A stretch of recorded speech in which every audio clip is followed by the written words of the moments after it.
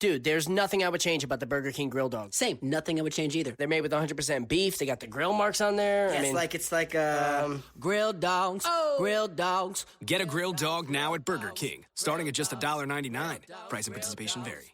Blog Talk Radio.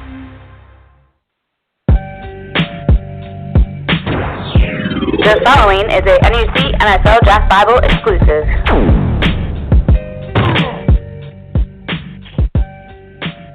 I got it, man. Can't stop on top. It's another edition of Sports Tech Guys Live.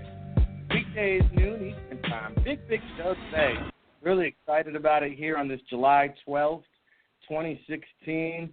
Moving and grooving through the summertime. All excited about our guest today. He is going to talk about virtual reality, an ongoing theme on this show. We actually kicked off the show talking about virtual reality, and today we'll have Derek Belch, who is the CEO of Strivr Labs, and that is noteworthy for us because with our football background, of course, we're very privy to the NFL teams using this technology. We got a little glimpse. They didn't really delve too much into it in the Amazon series, All or Nothing. We saw it briefly with Carlson Palmer, but he swears by it. So we'll really find out more about the training techniques, who's using this. I mean, teams are using it, but who specifically? Is it just quarterback and linebacker orientated, or are other positions using this technology? And, of course, they're working with about 12 NCAA teams, other sports, so we don't want to keep it just football. We'll have Derek talk about the different sports that they are working with, the latest trends, and what's next. And to do that with me today, we'll have my co-host Dave Schumann, of course, Rick Saratella here. And, while we're waiting for Dave to hop on board, I know he's setting up the Twitter account, the Periscope. We're live streaming on Facebook in addition to Blog Talk Radio, and you can now find us on iTunes. But let's introduce our guest because he's so kind to join us today here in the early morning over there on the West Coast time, 9 a.m. It's noon Eastern time here on the East Coast. But Derek Belch, the CEO of Strivr Labs, joins the show right now. We welcome him into the Defiance Fuel Hotline. How are we doing today, Derek? Hey, Rick, thanks. 9 a.m. is nothing on the West Coast when you have a 9-month-old and a startup, so don't worry about it. No doubt about it. Well, let's get into it here because I've often praised Strivr for being in the forefront because, there's quite a bit of competition in the virtual reality space. If you, research it out there, there are some very notable names and people very reputable now diving into the virtual reality training type of methods. But, I saw one company out at the Combine, and every day I'd pop over, and NFL teams were showing interest, talking about it, but really still a little bit hesitant to commit to this type of training technology. And I was curious to know, first, two-part question here. What separates Strivr? Why do you think that your brand and your company has been able to get NFL teams and, of course, NCAA teams and other sports affiliations to commit? And then also, has there been extended interest with the NFL? I know 6 teams used it this past season, I believe. Have you seen any more interest from teams that want to use this virtual reality technology? And welcome to the show. Yeah, thanks. I think those are both very good questions. The first one, what differentiates Strivr? Well, first of all, we literally created this industry. We certainly weren't the first to use virtual reality as a training form, kind of with video game graphics that aren't very good. That's been out for a while, but I think the consensus of everybody that we've met with said, and that stuff just isn't ready for prime time. And then everybody that I've met with and kind of answering this question, why is the real video more effective than the video game stuff? It really comes down to the science behind VR and how your brain interprets human movement on the field. And when somebody's not moving like a real human, which the video games don't right now, your brain completely tunes out. So we were really the first ones to do it with real video. So it looks real, it sounds real, it feels real. By and large, it is real, minus the getting hit part in a lot of instances. So, or the actual throwing of the ball. So I think that the first and foremost, the differentiator with us is we're sports experts. We played and coached, and we're VR experts because we've got a lot of guys on board, that men and women that have been building this stuff for years, and now they're applying it to sport. So the expertise is certainly unquestioned. That's number one. To answer your second question, who is Strivr working with? We've added a couple more teams in the NFL this year that are under wraps right now that I'm not allowed to talk about until maybe training camp. But I'll tell you, we're still in the early adopter phase. I'm not going to sit here and lie and say Strivr's tripled and we're working with 20 NFL teams today, because we're not. The reality is that, kind of like you alluded to, there's still folks that are wondering if this stuff is legitimate. Is this a fad? Is this something that we should wait on? Is this something we should ever do? And a lot of it is just based on coaches changing their current way of teaching and practicing, and some of them aren't ready for it, and others, it's worth the time and money investment relative to how much we think it's going to work. And that's fine. We're only in year 2. Last year we had some awesome use cases, some awesome results with some individual players, and we think it's going to and teams, and we think it's going to happen again. And next year, I hopefully we're able to sway the doubters. Yeah, we're talking to Derek Belch here from Strivr, CEO. We now welcome in my co-host, Dave Schumann, is on the line as well, and I know he's got some questions for you as well, Derek. Yeah, I'm glad to have you on, first of all. I've been following some of the stuff that you guys are doing, and I think it's, we talk about it on the Sports Tech guys all the time, that virtual reality is going to change the game, and how it's going to change the game remains to be seen, but you can't deny that 100% that's what's going on here. What do you see some of the applications for what you guys are going to continue to do beyond training, and where do you see it extending? Great questions, and I think first and foremost, we have to acknowledge the fact that this does have the potential to change the game, and I think there's a lot of people that feel that way, Dave, and a lot of energy and momentum behind this space, and people that have seen our stuff like, oh my God, wow, this is the future. But here's the reality. The reality is if it's not done correctly, it won't change the game, and it's almost useless. And Rick, to go back to your point of what Strivr doing different, in our opinion, we're doing it right. And if it's done right, it's very, very effective. If it's not done right, you lose people really quick and they never come back. So that aside, what are we doing? First of all, we're going to continue to get this thing used across the board, right? Right now it's a quarterback tool, it's a linebacker tool, a little bit of safety and corner stuff. We've done a visualization deal for kickers that's really cool. But we want it to really be used across the board, and that's more of a buy-in thing from players and coaches, more than it is a technology play. On the tech side, we're doing some really cool stuff for fans. We've done a couple activations with major brands, showing them what it's like on an NFL field, showing them what it's like in a huddle sponsored by Visa, right, with their charter teams. We're talking to the NFL, the league itself, about doing various league-wide initiatives. So that's very real. And when you get really quality training content, you're able to do those things as well. And we're talking to some of the colleges as well about that stuff. So, I think training first and foremost, Dave, and then after that, what can we do to show fans what it's really like on the field? What would be a bad application of VR? If brought up, it could be done badly. What would be a bad application? Yeah, right now, there's a lot of folks moving a camera around on the field, trying to strap it to someone's helmet to give them that view. And when you shake the camera and move the camera, it's really uncomfortable for people. So that's a no-no in our opinion. And we know that when people see that type of stuff and they say, "Oh man, this isn't for me," well, that just set them back about 3 years.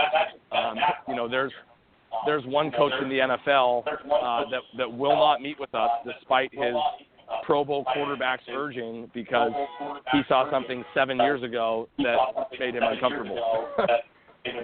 So that it's very real, to have people turned off to an uncomfortable experience. And then beyond that, with real video, using the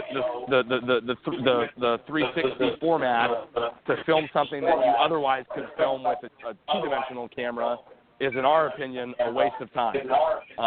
So we always tell people, don't reproduce what you're already doing with 2D cameras. Really think of the right use cases to utilize that immersive, I feel like I'm there experience. That is definitely... Strivr CEO Derek Belch here with Rick Saratella, Dave Schumann, Sports Tech Guys, live each weekday noon Eastern Time. Now, Derek, I know that Mike Martz had a lot of praise for your company at the East-West Shrine game. I believe you guys were there. And then we can confirm on the website, at least, I know the Cowboys, Cardinals, 49ers, Vikings, and Jets have all endorsed this. And we've primarily talked about how NFL teams and specific positions are using this for training. But I also see here the Jets are now developing a virtual experience to bring fans closer to the game. So what is the goal here? Is this a enhanced experience on game days? And, are they the first NFL team or pro organization to use your technology to kind of enhance the fan experience? So not the first. Last year we did a fairly large scale on-site game day activation with Visa and the New England Patriots, and then we kind of were doing some little things with the Jets throughout the year. Did a little more at the end of the season. I can't obviously say the Jets' exact plans for this year. They want to keep that under wraps a little bit, but we're very much ingrained with them and building out content to show fans what it's like behind the scenes, show fans what it's like on the field for a play or two during the week. The game day stuff, obviously there's some NFL rules there regarding distribution and licensing and all that, and we're working with the league to kind of have those conversations and see what we can and can't do. So that's very real. We did something with the Arizona Cardinals at their draft party back in the spring, letting fans that attended their draft party see the VR experience about what it's like to be, on with the Cardinals during the week. So that stuff's happening, and it's real. And if it's done correctly, and it's good quality stuff, it's really, really cool. Going forward, I think you're going to see more of that by more teams, not just with us, with other companies, maybe internally as well. But it's neat stuff. The thing that we're really making people realize that want to do this stuff is, it's not as simple as just throwing the camera out there, shooting it, and editing it. There's access issues, so your content looks good. There's, all right, how do we actually show this stuff to fans? Because nobody really owns VR headsets right now in their living room. The numbers are still very small worldwide.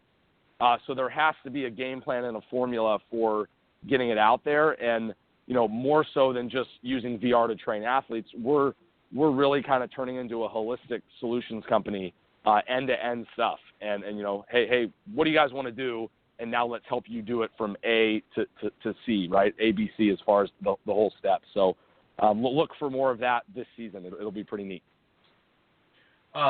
This is Dave here. I got two things that come to mind that are, you mentioned the headgear or whatever it's going to be down the line. It's not in everybody's backyard yet as being an issue. I have two-part question, so I guess we'll go with the first one. The first part is, how do you envision the hardware being so we could utilize it as an athlete and simulate the way we want to simulate the game as much as possible from a learning experience. Otherwise, the value does diminish. How do you? Where does the headgear have to go? Well, right now the head-mounted displays are good enough to do exactly that. It's more taking the time to build out the library that you want.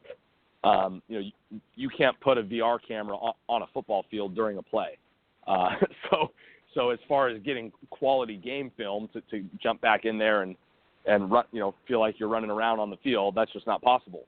There's some technology out there that's pretty cool that we're monitoring very closely that will make it possible, probably a few years away. Right now, everything we do is at practice. And, Dave, I can lay out a game plan that could be accomplished in 1 week, probably an hour a day, maybe even 30 minutes a day, of how to build out the perfect library to have all incoming freshmen for colleges, all incoming rookies or guys you sign off the street in the NFL, get them up to speed faster on the fundamentals of your system. Asking for 30 minutes a day from a coach that's been coaching a different way for 30 years is a tough ask. So that's not a technology thing, that's an ideology thing. And luckily the teams that we're working with thus far have been tremendously forward-thinking and have been willing to kind of reallocate time to build out this content. Absolutely. And I see software-wise, obviously the content, the better the software and the app technology gets, and the more that improves. I could see, and maybe we're years down the line and maybe we're not, being able to have that augmented reality type situation where you can have, you can pull in your playbook as you come walk into the line and see what your reads are from an augmented reality situation, and then see actually what defense they're actually in, if you're a quarterback or whatever position you're playing, to see what they're actually showing and then be able to execute it on the fly, and maybe eventually in gameplay. We try to think, what is the possibility and what is the good uses of it, and those seem like simple good uses that'll make understand the playbook for players a lot easier, and being able to adapt on the fly. Everybody eventually will have their tech team as part of their football squad helping them, not just their coaching staff. And teams are already going to that right now. A couple of teams that we saw, Rick would know better than me, but a couple of teams are already going to hiring people to handling that digital platform. Yeah, so I think those are certainly phenomenal use cases, really fun to think about. I sincerely hope the NFL never, ever, ever allows that type of stuff during games, because part of being a good football player or a good athlete, period, is memorizing, knowing what you have to do and being able to match physical skills to mental skills. So I hope a running back never has his route drawn on his visor of where he needs to go, but maybe it happens in 30 years with technology changing. So, I don't want to remove the human element of sports. I think it's very important. But, from a tech standpoint, on the practice field, maybe one day in games, certainly possible. I'm a realist, I'll tell you, because I see this stuff every day. Nowhere close to ready. But one day it might be. So, as far as on the field teaching augmentation, certainly could be a really cool use case in football. Great stuff from Derek Belch here, joining us on Sports Tech Guys Live, CEO of Strivr Labs, and we're learning a great deal of knowledge about virtual reality technology. And if you don't mind, just another question or two here on my end, Derek. Sure. I'm trying to understand why, to me, this is like a no-brainer. It should be widespread. It should be rampant. And as Dave and myself know, running a startup company is no easy task, and it never grows fast enough no matter how much or how little success you have. But I'm trying to understand, we talked about, maybe some of the older coaches, I hate to label them that way, might be refusing to adapt to the technology. But how much of the problem is the actual cost of it? Because we discussed, the equipment isn't really cost effective yet for everybody. Is this something that you think is a current problem? Will the price drop down? I know a virtual reality headset is probably in the hundreds of dollars. Then you have to buy the accompanying system. I mean, how cost effective is it for the average high school kid to go out in his backyard and be able to train and do something like this? And how far away are we from getting to that point? Yeah, really probably the best question of the day so far.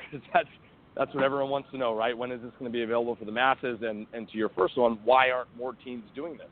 And you know what? It's not about age with coaches. I mean, Arizona probably is our heaviest user of anybody we work with. And, you know, Bruce Arians isn't a spring chicken. He's been around for a while. It's just his mindset and his willingness to do things differently.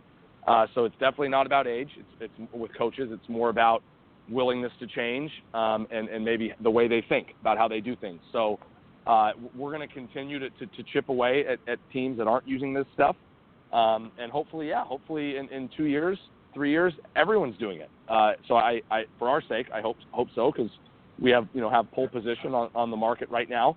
To the maybe the more important question about cost, yeah, I mean, cost is an issue. You know, listen, we're trying to run a company here, so we can't just give it away for free, or we can't put food on the table, you know. And as soon as you start going down the list of getting NFL and colleges, it dries up pretty quick. It's not an unlimited market. So we in our opinion, we've priced what we do very fairly and very appropriately relative to the service. There are a lot of companies out there and individuals claiming that this is easy to do and it doesn't have to be as expensive as it is right now. That's not true. It is definitely easy to do for one or two plays that look like you're underwater in the headset. It is not easy to do to maximize the capabilities of the headset to make it look as good as it can look and as close to HD as possible, and have a library that can sort through thousands of plays, which is what we're doing right now. So, it's not as expensive as people think, and it's also not as cheap as people think it should be, because a lot of what we're doing, we've built the tech. You know, the stuff works, and don't underestimate that. Having it work every time, that's worth something financially. So the team isn't calling you every day when something breaks with very finicky new hardware. So our stuff works. But it's not at the point where it's ready for the masses. It's not ready for high school kids that only have $500 to spend. We are currently working on a high school offering to try to bring it to teams and to try to bring it to individuals and have it be a really robust teaching library. We're probably 6 to 12 months away, and as a business, we have to make a decision on, all right, how much do we invest in this, knowing what people will and won't spend, right? Teams and players. So, Rick, I think your reaction is one that we get a lot. Hey, why isn't everybody doing this? Well, there's some reasons. And, if we were not on a live radio show right now, I'd be even more candid with you to talk about it. But, it's okay. It's fine. We're still, we're only a year and a half in, and there's a long way to go. So. I had a really interesting question, because we had on last week, I actually had an interview with one of the Facebook executives, does sales for them and at a high level. And he had mentioned that they were starting to work with NFL teams on multiple platforms, but on VR. Would a company like Facebook be a collaborator, competitor, acquirer? I don't know. I mean, as to what you guys are doing, since obviously they have a large presence and they have the Oculus platform, and they're going to do something with that, and they're working to do something with that. How do you view groups like a Facebook or a Google in this space? Honestly, all three, and hopefully the latter one day. My wife would be very happy if that would we'd have a lot of happy people here at Strivr. But yeah, I mean, I'm not going to dive into our relationship with Facebook. It's very good. But right now we are in collaboration mode with them. Facebook and Google and companies like that are that are going into this pretty hard, they're not stupid. They're very smart. They're leveraging our expertise in sports and our relationships in the building to make what they do better. So, one day maybe we are competitors based on what we do and what they try to do. I don't know, but right now, very much a collaborative type relationship, and maybe one day them or someone like them wants to bring us in house because they like what we do. So that kind of remains to be seen. And last question, Derek. We don't have too much time here, but what are some of the other sports? We've concentrated on football, but what's next for Strivr in terms of other sports, any other technologies? And then also we have a question from the chat room about, whether or not the college coaches view the virtual reality technology as another way for players to get practice hours in away from the team, because I know college coaches are restricted with how many hours they can be with players during the week and stuff like that. So is that a key selling point for you guys? And what are some of the other sports in about 2 minutes or so, if you can? Sure.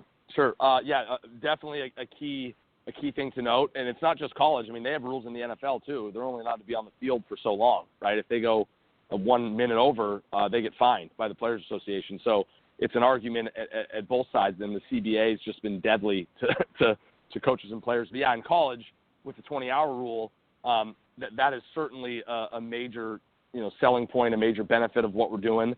I think what we do is no different than film.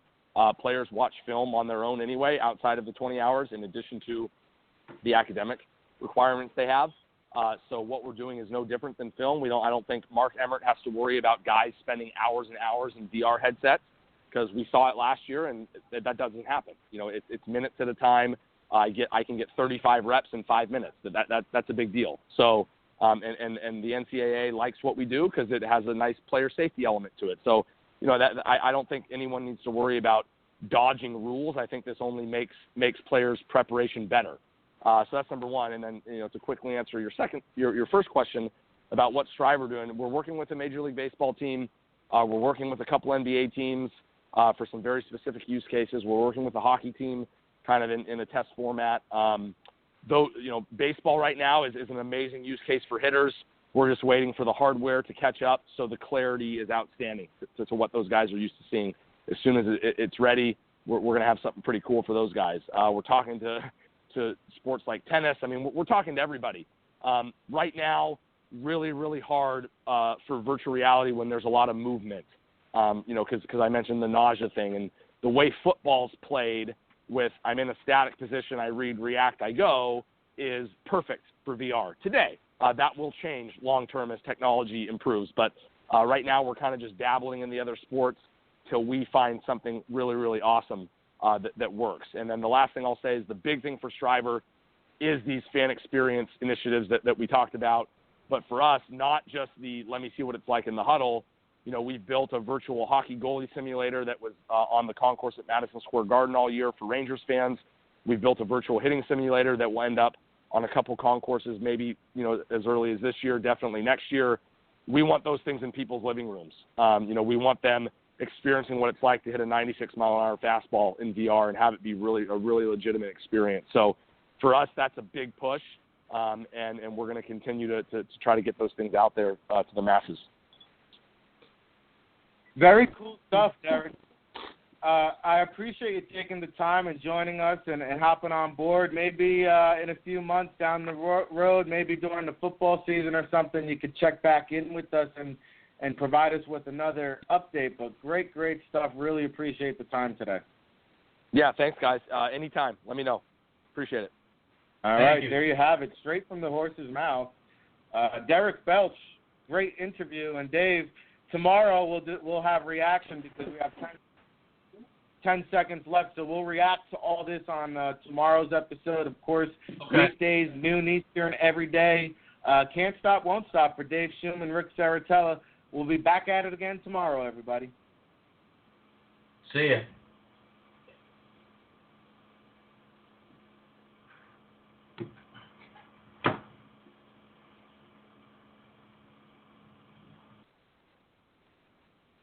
Fios is not cable. We're wired differently, which means you can get the fastest internet available with equal upload and download speeds from 50 to 500 megs. So you can upload 200 photos before your favorite song is finished. Click the ad and switch to Fios today to get our best offer ever.